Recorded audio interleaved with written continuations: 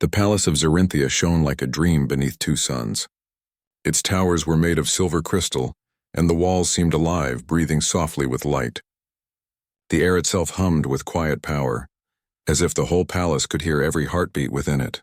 Among the tall alien guards and nobles, one figure stood out, a lone human named Ethan Ward. He walked through the grand hall, his boots echoing against the shining floor. Every step drew 100 curious eyes. Humans were rare here. Most Zerinthians had only seen them in history records, old stories from a time when their worlds once touched, before everything fell apart. Ethan felt their stares burn into him, but he kept walking, calm and steady. His dark hair and simple Earth uniform looked out of place in the middle of this glittering alien court. He was an ambassador from Earth, the first in generations. His mission was simple in words, yet impossible in truth, to speak for peace between their worlds. Earth wanted to rebuild the bridge that had been burned centuries ago, but no one knew if the Zerinthians even wanted that bridge rebuilt. As he entered the throne chamber, Ethan saw the king of Zerinthia sitting upon a massive throne carved from living stone. His skin shimmered like blue metal and his eyes were bright and sharp as lightning. Around him stood nobles and guards, their faces unreadable, and beside the king sat a figure Ethan had only seen in hollows, Princess Lysera, the king's only daughter. She was unlike anyone he had ever seen. Her skin glowed faintly silver blue, her long hair floated gently like strands of light, and her eyes were soft yet distant, like the reflection of stars on still water. When she looked at him, Ethan felt a strange pull in his chest, not of fear, but of deep curiosity, as if she had waited her whole life for this moment without knowing why. The king's voice broke the silence. "Human of Earth," he said, his voice deep and cold. "You stand before the throne of Zerinthia. Speak your reason for coming to our world." Ethan bowed slightly, trying to show respect. "Your Majesty," he said, his tone calm but honest. "I come as a messenger from Earth. I come for peace." The moment he spoke that word, everything changed. The hall went silent, utterly, painfully silent. Even the living walls seemed to stop breathing. The guards froze. The nobles stared in shock.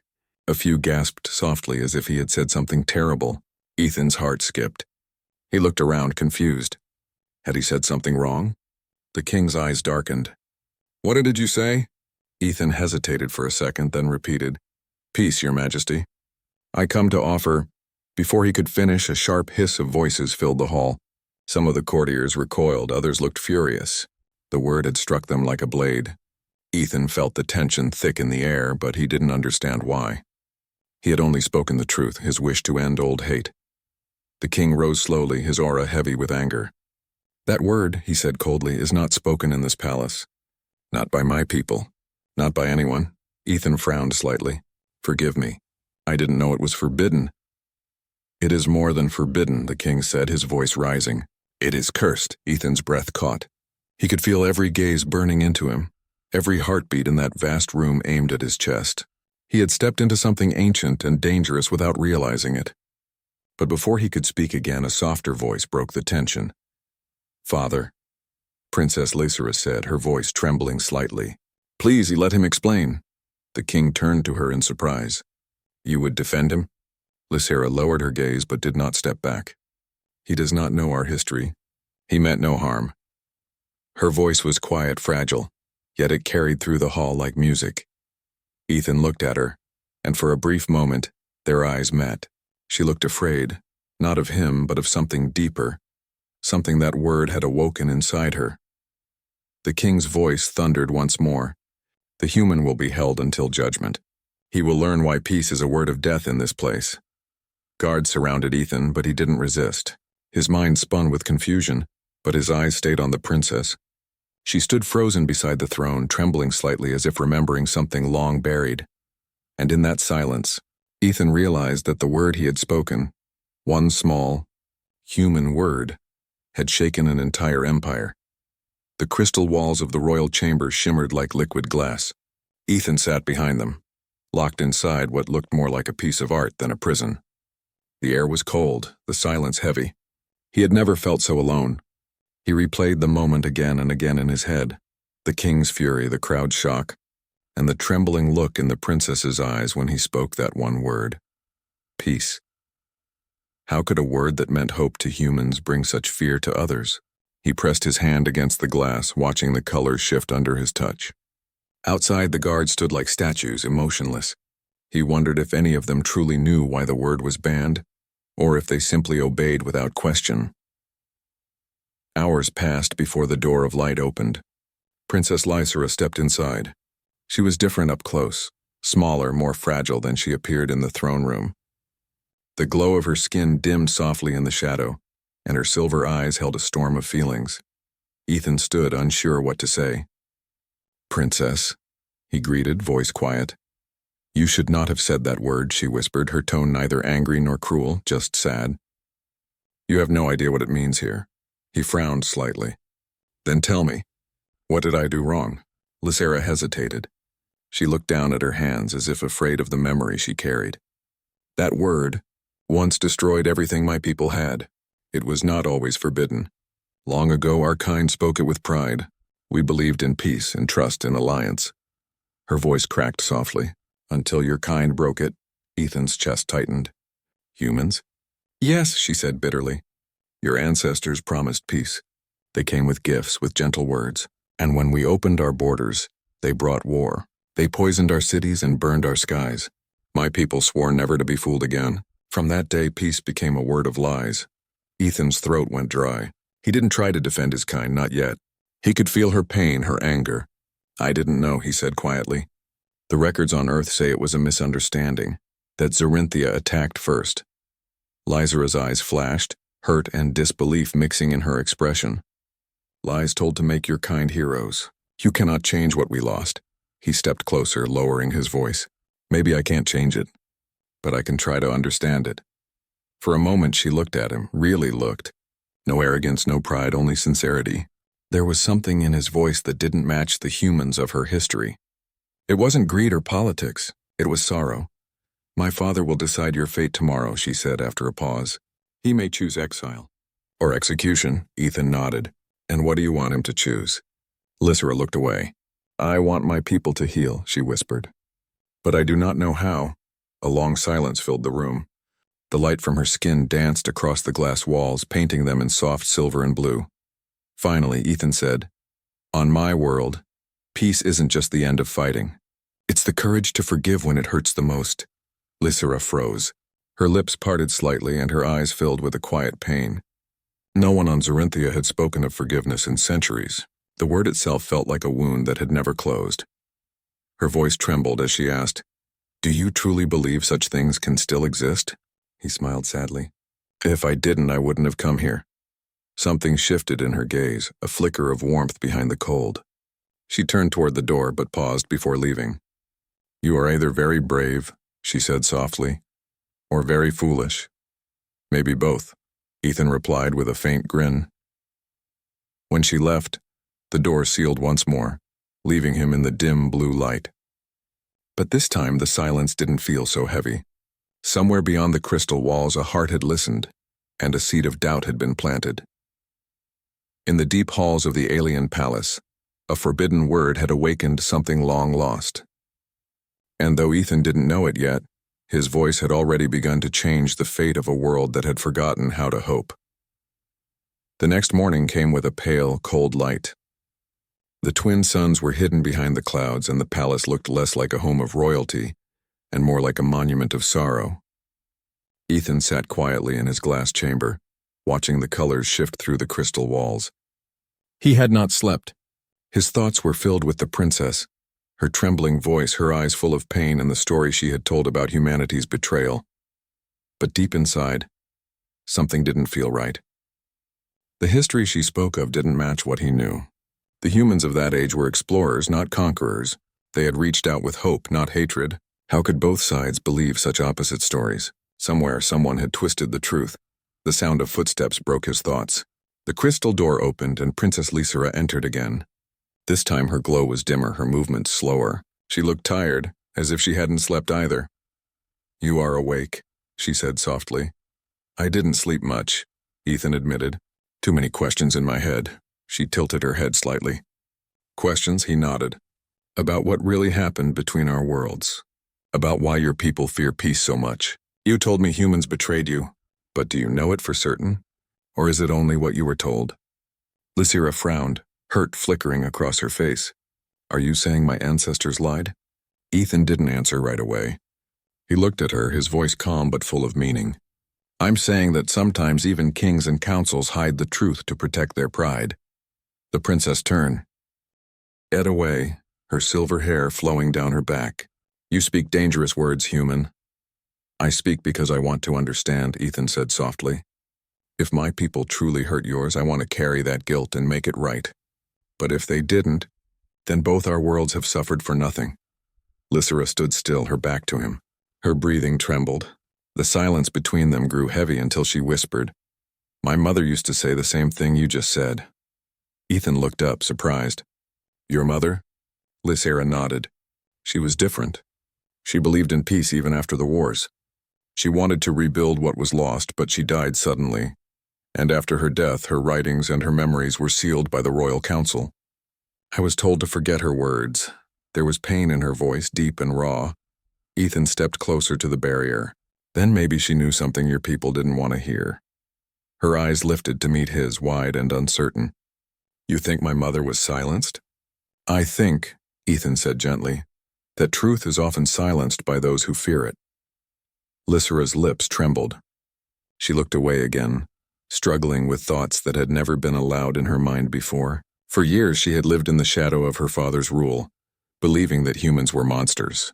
Yet here was one, gentle, honest, willing to die for something good. It didn't fit the story she'd always known.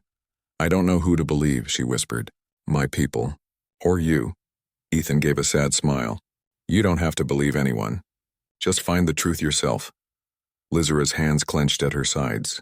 Her heart raced, full of fear and confusion. But there was also something else, hope. A small, fragile hope she hadn't felt in years. She turned to leave, but before she stepped through the door, she looked back at him. Tomorrow you will face the High Council. They will demand your silence, please. Do not speak the forbidden word again. My father's anger will be beyond control. Ethan smiled faintly. I can't promise that, Princess. Sometimes the truth must be spoken, even if it burns. Her breath caught. You will die if you do. Maybe, he said softly. But at least I'll die for something that matters. For a long moment, she stood there, torn between duty and emotion, between the world she knew and the truth she feared. Then, with a quiet breath, she said, You are not like the others. And she left him in silence once more. That night, the twin moons rose high above the palace, casting pale light across the city. From her chamber window, Lysira looked out at the stars and whispered a word she had not dared to say since she was a child. Peace. It felt strange on her tongue, but somehow beautiful. And far below, in his crystal cage, Ethan smiled without knowing why. Perhaps across all the distance of pain and history, two hearts had begun to remember what their worlds had forgotten. The next day, the entire palace gathered under the open sky. The court of Zerinthia stood upon a grand terrace that stretched into the clouds, where the twin suns burned above like silent watchers. Every noble, every council member, and every royal guard had come to witness the judgment of the human who had dared to speak the forbidden word. Ethan stood at the center of it all, his hands bound with glowing restraints that shimmered with pale light. His heart beat fast, but his face stayed calm. He had spent the whole night thinking about what the princess told him, about her mother, about the lies that may have shaped their history. Now he stood here not just for himself, but for truth itself. The king entered, his royal robes flowing behind him like streams of fire. His presence silenced the murmurs instantly. Behind him came the princess, her face pale but determined. When her eyes met Ethan's for a brief moment, she gave the smallest nod, a silent promise that she was with him, no matter what happened. The king raised his hand, and the court fell into silence. Ethan, Ward of Earth, he declared, his voice echoing across the terrace. You stand accused of speaking a cursed word within our sacred walls, of awakening the ghosts of a war your people caused, and of defying the peace of our world. Ethan almost smiled at the last part. Defying peace, he thought. They had twisted even that into something to fear. He looked up and spoke clearly, his voice strong and steady.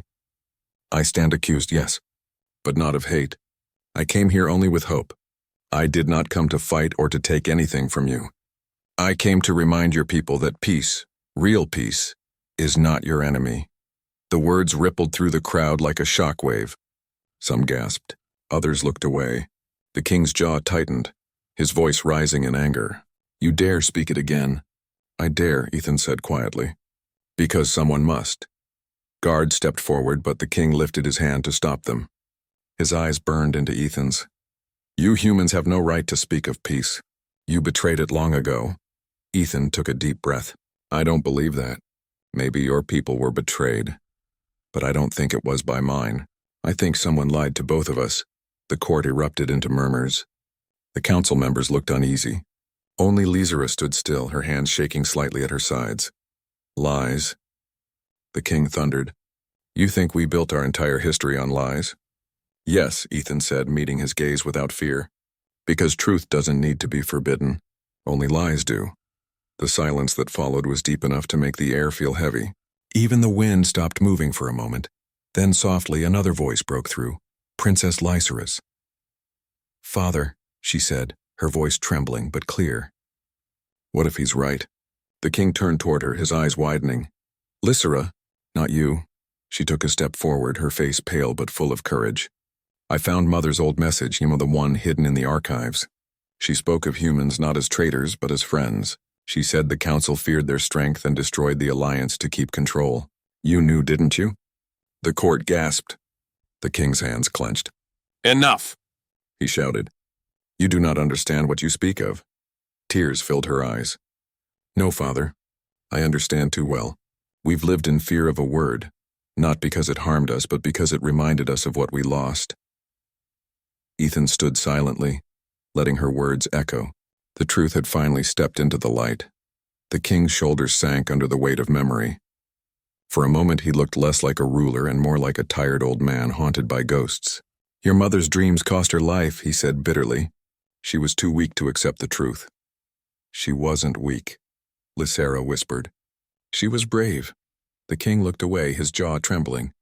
The court waited, breathless. Ethan spoke softly. Your Majesty, I didn't come here to shame your people. I came because humans and Zarinthians were meant to be better when together. The king didn't answer. His eyes glistened with something close to pain. As the suns began to set, painting the sky in gold and violet, the king finally said, You will remain here until I decide your fate. His voice was heavy, uncertain. Guards led Ethan away, but the silence that followed felt different, less hateful, more thoughtful. The word peace still echoed in the air like a quiet song that refused to die. And as the stars began to appear above, Princess Lysera looked toward the sky and whispered, Maybe tomorrow. The truth will finally be free. Night fell over the palace of Zarinthia like a curtain of glass and shadow. The twin suns were gone, replaced by 1,000 stars that glittered across the sky. The city beneath the palace glowed softly with silver light, peaceful on the outside, but inside the royal walls. Hearts were restless. Ethan sat in his chamber, staring out through the transparent wall that looked over the gardens below. He could see the strange glowing trees swaying gently in the night breeze. For the first time since his arrival, he felt the weight of fear, not fear of death, but fear that the truth might never come out. He had spoken the forbidden word twice now. He had defied the king in front of his court. And yet, the thing that stayed in his mind the most was the look in Princess Lysera's eyes, that look of confusion and courage, like someone standing at the edge of a long-kept lie. The light door shimmered open suddenly, and Lysera stepped inside. She was wearing a dark cloak, her silver glow hidden under the fabric. Her breathing was fast, her eyes alert. Princess, Ethan said, surprised. It's dangerous for you to be here. I know, she said quickly, but I had to see you. I found something. She held up a small golden sphere that pulsed with soft blue light. This is my mother's memory crystal. It was hidden deep in the royal archives, sealed under the council's protection. Ethan stood, his heart racing. How did you get it? Lysera gave a small, bitter smile. The guards still think I am their obedient princess. She placed the sphere on the crystal table, and light bloomed from it like mist. Slowly, a holographic image appeared. A woman who looked like Lysera, older, softer, and full of grace. Her voice filled the chamber. If anyone finds this, know that the truth must not die with me. The humans did not betray us. It was our council, They feared Earth's progress, feared equality. They destroyed the peace ships and blamed humanity. My husband, the king, does not know the full truth. He believes what they told him. But one day my daughter will see through the lies. The recording flickered and faded, leaving only silence. Lysera stood frozen. Tears glimmered in her eyes, her hands shaking. All my life, I thought humans were the monsters. I thought peace was a lie. But it was us. It was our own leaders. Ethan's chest tightened. He stepped closer but didn't touch her. Your mother was brave. She saw what others didn't. Lysera wiped a tear that slipped down her cheek. They called her weak. They say her belief in peace killed her. But they killed her, didn't they? Ethan nodded slowly. I think they did, because truth is always dangerous to those who live on lies. She took a shaky breath. My father must know. He has to see this. Ethan hesitated. If you show him, they'll call you a traitor too. I don't care, she said, her voice trembling but firm. If I stay silent, I'll be no better than those who destroyed her dream. For a moment, neither spoke. The night wind whispered softly through the open balcony. Lysera looked out at the stars and said quietly, Do you think peace can ever live again after all this? Ethan's voice was calm, filled with gentle hope. Peace never truly dies. It just waits for someone brave enough to speak it again. Her lips curved into a faint, sad smile. Then maybe it's time someone did. Ethan looked at her, not as a princess, but as a person who carried the weight of two worlds on her shoulders. In that moment, he knew she was no longer afraid. She turned toward him. Tomorrow I will speak before the court. I will show them this truth. They won't let you, Ethan said softly. They'll try to stop you. Then they'll have to kill me, she whispered, her eyes shining with quiet fire. But I will not let my mother's voice fade into silence. Ethan's heart ached with respect and fear. You don't have to do this alone. Lysera looked at him, really looked, and for the first time her eyes softened completely. Then stand with me, human. He nodded once. Always. The stars above seemed to burn brighter, as if the universe itself was listening. Somewhere deep in the palace the walls hummed, the sound of history trembling, ready to break. And for the first time in centuries, hope began to breathe again in the heart of Zorinthia. The dawn broke slowly over the palace of Zorinthia, painting the silver towers in shades of gold and violet. The air was thick with tension.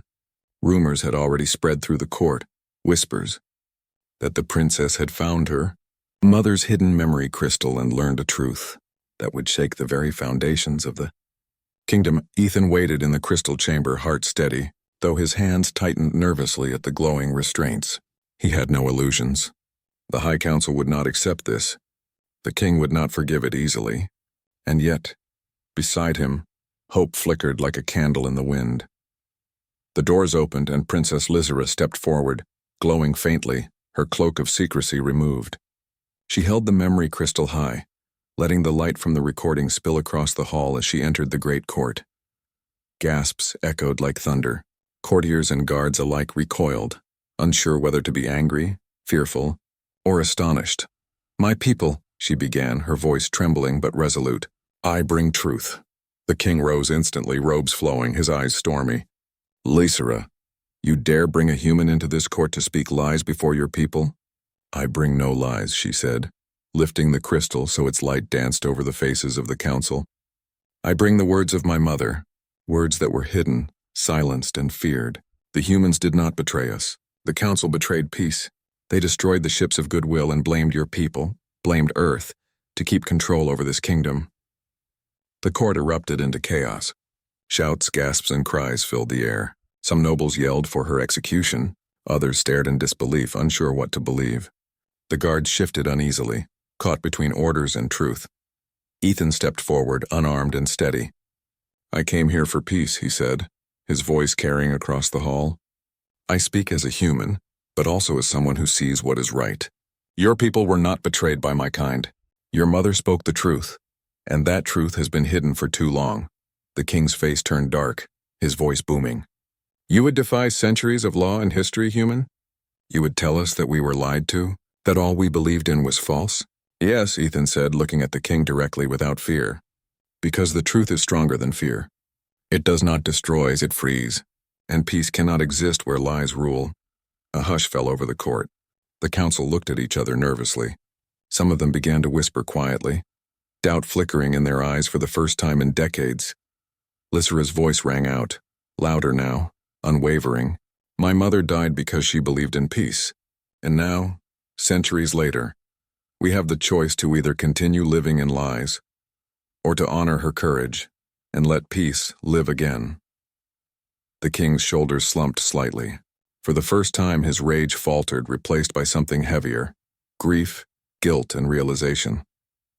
He looked at his daughter, then at Ethan, and for a long moment, said nothing. Ethan's eyes softened as he saw a flicker of humanity in the king. Your Majesty, he said quietly, I do not ask for forgiveness. I only ask for a chance to rebuild what was lost, together. Lysera's hands shook as she held the crystal, but her gaze never wavered. The past cannot be undone, Father, but we can choose the future. The king's voice was low now, almost a whisper. Peace after so long? Yes, Lysera said, if we are brave enough to speak it, if we are brave enough to live it. A long silence followed. Then slowly one council member stepped forward. Perhaps we have been wrong. Others followed. Whispers became murmurs, murmurs became agreement. The palace that had trembled with fear began to shift cautiously toward hope. Outside, the suns rose higher, and the twin moons glimmered faintly in the sky. Inside, the heart of Zerinthia stirred with something long forgotten, courage. Ethan looked at Lysera and smiled softly. The moment has come, he said. Lysera returned the smile, her silver blue eyes bright. Yes, and the word will live again. Somewhere deep in the ancient halls, the palace itself seemed to hum, not with fear, but with the promise of a new beginning. The morning sun poured gold across the towers of Zerinthia, and the palace was alive with whispers. News of the princess's revelation had spread like wildfire through every hall and corridor. The citizens of the city gathered quietly in the streets below, unsure what to expect. The High Council had called an emergency meeting, but something in the air felt different, lighter, charged with hope. Inside the great hall, the king sat on his throne, silent and distant. His usual sharp gaze was softened, clouded with thought and regret. He had spent all night in his private chambers replaying the words of his daughter, the memory crystal, and the human who dared speak the forbidden word. For centuries, the idea of peace had been a curse to his people, a word tied to lies, betrayal, and death. Yet now it pulsed before him like a living flame. Princess Lysera stepped forward, holding the glowing memory crystal in her hands. Her silver blue eyes met her father's. Father, she said gently, it is time to remember the truth. The humans did not betray us. My mother knew this, and now so must you. The king's voice shook. And what if the council refuses to accept it? What if they call me weak or worse? Lysera stepped closer. Then we show them courage. Not for us and for the people and for our future. Ethan, standing at her side, felt the weight of history pressing down. He looked at the king, speaking softly yet firmly. Your Majesty, peace is not a word to fear. It is not weakness. It is the strength to forgive, to rebuild, to rise above the mistakes of the past. Your daughter is right. The humans did not betray you. The only betrayal was silence, lies, and fear. The king's eyes glistened as he looked around the hall. He saw the faces of his council frozen with shock. He saw the nobles murmuring among themselves, doubt in their eyes. And finally, he looked at the human who had dared to stand tall in his palace, unarmed, unafraid, and full of truth. He drew in a deep, shuddering breath. Perhaps the word was never forbidden. Perhaps it was we who forgot its meaning.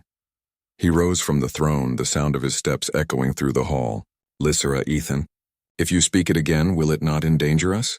Lysera's lips curved in a small smile. It will not, Father. It will free us, Ethan nodded. It will remind everyone that peace is worth the risk, worth the courage. The king closed his eyes. Slowly, deliberately, he spoke the word that had haunted his people for centuries. Peace. A hush fell over the great hall. The word hung in the air like a shining banner, breaking centuries of fear. The guards lowered their weapons, the council's whispers fell silent, and the nobles' faces softened. Outside, the citizens felt it too, as if the walls themselves were alive with the sound of hope. Princess Lysera stepped beside her father, holding out her hand to Ethan. "The word lives again," she said softly. Ethan smiled, a mixture of relief and pride washing over him. "Yes, it does. And this time we will not let it die." The king looked at both of them, tears glimmering in his eyes. "You have shown me that courage can come from unexpected places, that even a human, a being smaller and weaker than us, can remind us of the strength we have forgotten." The palace seemed to breathe, the walls shimmering with light. Somewhere in the distance, the twin suns rose higher, casting warmth over the city. The forbidden word was no longer forbidden. It was a promise, a vow to rebuild, to forgive, and to unite. Ethan glanced at Lysera. She smiled back, her eyes full of trust and something deeper, hope for the future. They did not need words to understand each other. Their hearts had met across centuries of history, fear, and lies. The king spoke one last time, his voice steady and filled with newfound wisdom. "Let it be known that today the past no longer rules us. Today we choose a new path, together, with humans, with Zerinthians, with Kura.